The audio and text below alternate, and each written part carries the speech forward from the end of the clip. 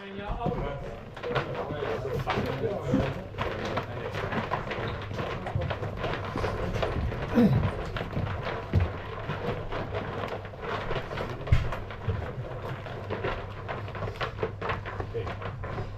are the first 90 minutes of around 3,500 minutes we're going to play this year in the league, okay? And no matter how it goes out there, how it ends, it's not going to define our season, no matter what. But it's a fantastic opportunity to show who we are, who we want to be, and how we want to attack this season, okay? Attack this season, all right? And if we spend every second doing that out there, we will fucking get something away from this game, okay? Yep. Come on! Fucking aggressive fellas there on the front foot. Come on. The wait is finally over. League football is back, and what a game we have in store. Motherwell welcome Rangers. You look for the start of the season, games around Christmas time, and then towards the back end of the season for the running. So I'd say they're probably the fixtures you look at, but like you say, you're not really bothered who it is. Opening day, it doesn't get much bigger than Rangers at home, so yeah, we really enjoyed that game. The night before was really hard for me to sleep, so I was just excited to get out of there. So I was pretty excited, and obviously Rangers being a big club as well. The atmosphere was amazing, one of the best atmospheres I've experienced out here so far. It was rocking, it was vibrant, you know. It's just the type of atmosphere you want to play in. And again in the own box. Makes a bit of a mess of that one. And puts it straight out of play for a corner. Very unlike him there, Paul McGinn, and it presents Rangers with another opportunity from the set piece. You look at, I think it was the Clyde game when Slats tries to play Gordy and then we get lobbed from the halfway lines. We've already kind of made these mistakes on the journey, and it's part of the journey, and there's been an acceptance within the group that at times somebody's going to make an individual mistake, and as a group we kind of need to try and dig each other out once these mistakes do happen. And obviously we were just trying to be brave, you know. We were trying to do the right thing, and as long as we try to do the right thing, it will pay off. But obviously mistakes will happen as part of the game, so it's just one of those things where you just can't let it define us.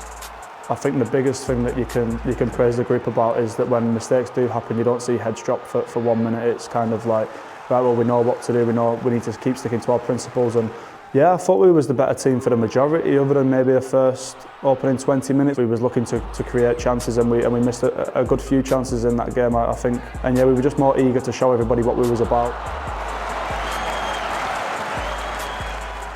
I remember having the ball out wide, and I just thought, 1v1 situation, I can't remember who it was against. I thought I'd try to take him on. I had a little ricochet, the ball came back to me, and so I was driving into the box. I thought I'd drop a little shoulder, get a shot with my right foot. Could have set Slats off because he was shouting. Yeah, I took a shot with my right foot, was on the floor, thinking to myself, well, I wasn't remember the gaffer just says like, we ain't got time to lounge around, got to get up and whatnot. So I just thought to myself, let me just get up quickly. As soon as I saw the ball go over the top and Eli's brought it down, I just thought to myself, if I can get clean contact on this and it's on target, then I've got a chance. Luckily enough, it went through the defender's leg and to the bottom corner. A bit of relief because we finally got our due rewards, but at the same time, let's get the ball. We know we've got the capabilities to go on and win the game, and yeah, we was unfortunate that we didn't go on and do that. A lot of confidence, you know. That was a huge boost for the team. You know, going into the next game, thinking that we could win against anybody, you know. So it was a huge boost. Manu, sum up your emotions after that goal. Just a bit of everything, you know. I can't put it into words, but just a bit of everything, man. We worked hard for this, so just to start, so come on, let's keep going. Did you feel that's what we deserved after such a yeah, for sure. I thought we were the better side, so I definitely deserved it.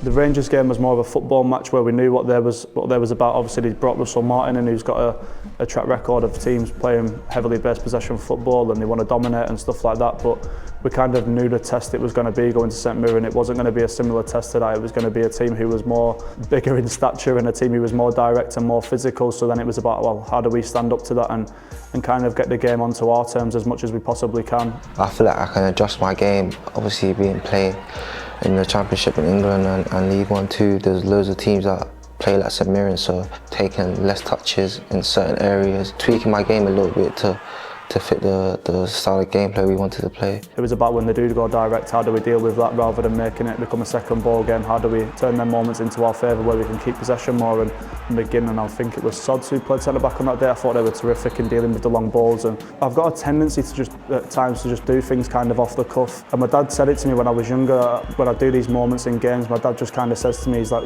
you're in the game and you can feel it, and it just kind of comes off the cuff. And it was funny, straight after the game, Gordy came over and kind of said, what the hell did you do in the middle of the pitch there? He said if I'd have tried that, I'd have come off injured. And then I had a few of my mates who were texting back home, they'd text about it, so I was just glad it got picked up on. I want to say that was 2-point drop, but then they also had chances too towards the end of the game where they could have took all the 3 points, so really clean sheet for us. I feel like it was much deserved as well because we did defend well, you know, throwing our bodies on the line, you know, clearing the ball, communicating, pushing the line up. On the day, probably a fair result, but I think if there was any team who looked like they were going to go on and win it, it was probably us throughout the game.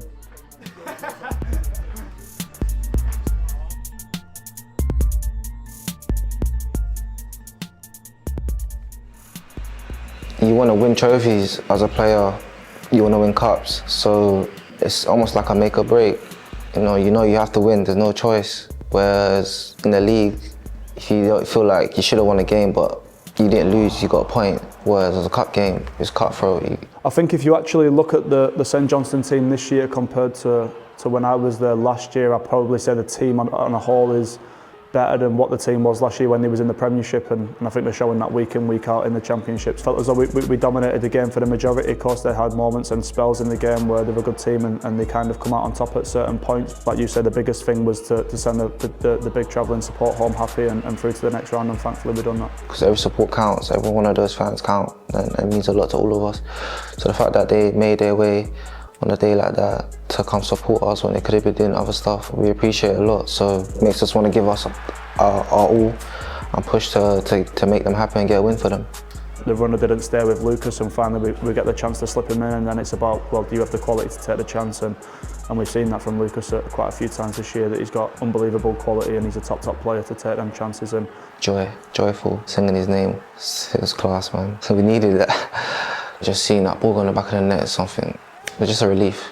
It was a moment of relief because obviously it was into extra time and we didn't want it to kind of go to penalties and it become a 50-50 coin toss. Out of the corner of my eye, seeing Eli down on the floor, who on the day was terrific. It was just more kind of go over to him, see to him, and I almost told him that, listen, we need you to get up, we need you, we've got to kind of see this game out, and we needed his quality to kind of keep controlling the game and keep the balls. It's a mental game, do you know what I'm saying? So I just had to keep telling myself that I was okay, but my body was low-key giving up on me. Yeah, I just tried my best to keep going, you know. Obviously, I ain't played football in such a long time, so my body's just getting used to game after game after game, so. In my career, this is by far the fittest and the best shape I've been in by a country mile, so, and that's a big credit to the staff here, because from the day dot when I came in great shape, but there's a few areas of my game I need to improve on physically, in terms of the ability to keep repeating sprints and getting stronger. And obviously, I got told that if we won against St Johnstone, and then the next game we played after that, we go to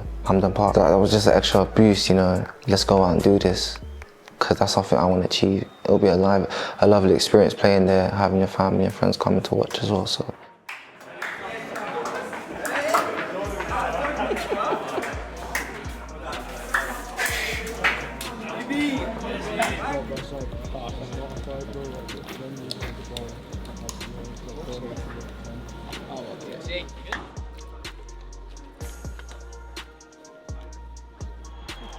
I don't think I've ever played in a game where I've had dominance in a game like that at all in my career. I thought for 65 minutes we was a top team. Football's fickle and football can change quite quickly, and we actually got relegated there last year at St Johnstone. That was the game that relegated us, so I know how hard of a place it was, but I think when you look at it on a whole, the positivity and the belief that gives us that we can go to Tynecastle and dominate for 65 minutes. And I just think all the players were on the same wavelength. We stuck to the manager's game plan.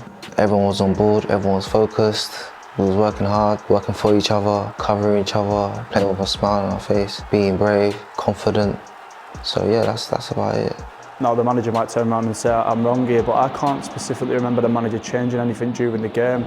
It's more what he's implemented from the first day that I arrived, and And we've almost got a solution to whatever a team do or however a team press. The manager's been unbelievable in that if they do this, then we'll do this and we've got an answer for that. Or if they come and try and press us like this, then we'll just do this and go around that way. So I've never seen a manager go into such detail and almost have the answers to kind of everything that the opposition are going to throw at us. At the time on the pitch, we kind of felt as though we had them, like you say, when it went 3-0 and the fans are booing and fans are leaving the stadium.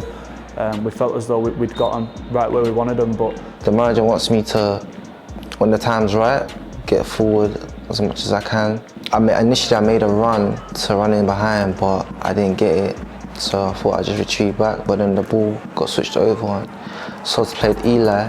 I thought, yeah, this is my moment to just, you know, if he does shoot and he scores, fair enough, but if he doesn't shoot and he's looking for option, then I'll be there to support him. I was waving my arms, kind of making a decision for him. So yeah, I just busted my gut to get there. In the end, he saw me and yeah, I scored. And Motherwell have a third at Tynecastle. Incredible scenes in the away end.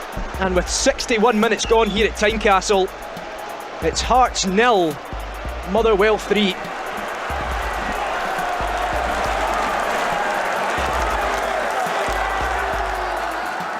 Once their fans got on top and kind of give them that response after they got the first goal back, it became really difficult. But like I said, they kind of get a goal. And I just felt as though we was a bit naive at times on the pitch, where we felt as though we kind of needed to go and get a fourth goal to kind of get that third goal lead, and to maybe the right thing to do was just to have a bit of composure and just keep the ball for longer spells of the game. And I think it's probably one of the biggest learning curves so far. Obviously we watched the game back, done our reviews, our analysis, and obviously we put it behind us. But going forward, it's just something to nullify the mistakes that we made and to not get carried away, because the game's not 65 minutes, it's 9 minutes. So the mood in the changing room after the Hearts game, when we'd lost a 3-goal lead, felt like the mood in the Hearts dressing room when I was at St Johnstone and we'd been relegated. It was a very similar feeling, which I know the extreme of being relegated is massive compared to losing the 3-0 lead, but it was a weird feeling. Like, it felt like a defeat. I thought the manager spoke brilliantly after the game.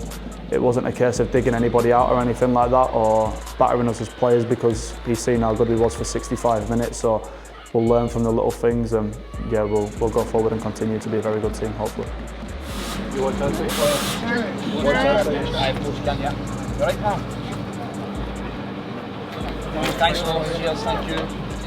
Every game is about trying to turn every game as much as we possibly can into our favour and give us the best chances of going on to win the games. Felt as though for the majority we played well, and they probably had the better moments at that moment in time in terms of chances. I remember a few chances where they'd put crosses into the box or had snapshots or whatever. So, but like I said, we knew we was in control of the game in terms of dominating the ball and being able to gain territory in their half. And we did start off well and was moving the ball well, was dominating.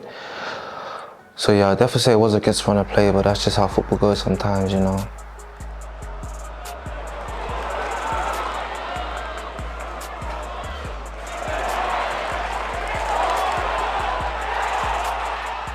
We score at the perfect time just before half-time, which I thought was an outstanding goal, to be honest. That goal goes in and it's half-time, and then like everyone's, you know, get that new life again. And obviously the manager's words at half-time will be more encouraging. I imagine the team talk would have been a little bit different, but at the same time, not all that different because of the confidence he's got in us. So I imagine it would have been just continue to do more of the same, maybe change a few things tactically, which he did at half-time. But ultimately in the second half, thought we was in complete control and we had him penned in their own half for the majority. And every credit to Manny, I get on really well with him. I'm good friends with him. I give him a bit of abuse every now and then for the amount of times he gets cramped, but I think that speaks about how much energy and output he puts into the games. There's a lot of responsibility on Manny on that left-hand side with the way that the manager wants us to play, and the amount of times you see him go at not just one defender but two defenders and somehow find a way past them. So long may he continue, but the top player, and he can go on and play at a very high level if he continues to keep his standards high. Yeah, I remember just following in because AP had the ball, getting up to position where I'm supposed to be when we're attacking, because I don't always get forward when I'm supposed to be, so I knew I needed to, so the manager wouldn't be on my back, you know. He took a shot, it got blocked, and then he played it out to JT, and the ball just happened to fall for me in that area around. I just thought to myself yet again, like, just hit the target, get clean contact on it, and you got another chance to score. I generally don't know. I genuinely don't know. JT seems to be doing some funny stuff when we score. Like, I don't know, I'm not too sure. Something you have to ask him. But I did realise that he was on the floor. It was, yeah, strange.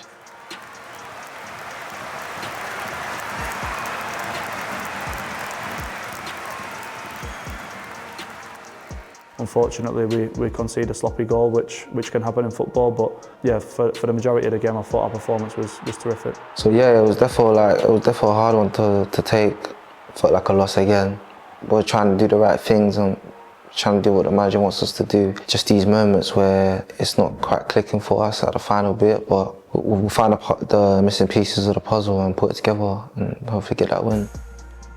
Majority of teams who maybe would be 4 league games in and haven't had a win, then the mood might be a bit different around the camp. It might be a bit nervous at times, and there might be questions being asked on certain things, but there's never been once questions being asked or the mood's changed around the place or anything like that, the mood at the minute. And I think a lot of credit for this has to go to the fans, because if the fans weren't being how they were and they were maybe getting on our backs at times, or they weren't as responsive to the style of playing the manager as what they have been, and that could maybe make it a bit more difficult for a few lads. It might make them a bit nervous, but the way the fans have took to all of us new players and the players who are here and what we're trying to do has been outstanding. So yeah, I feel like we've got a fantastic group of players. I feel like we can achieve anything we set our minds to. Like we said, we're in the quarterfinals of the cup. We haven't lost, still unbeaten so far. Listen, we're doing the right things. When you know you're going out onto a pitch and you've got the backing of your staff, your fellow friends on the pitch, but whatever it is, 6,000 fans at home or 1,000 fans who travel away, it makes a massive difference. So I think a huge lot of credit's got to go to them.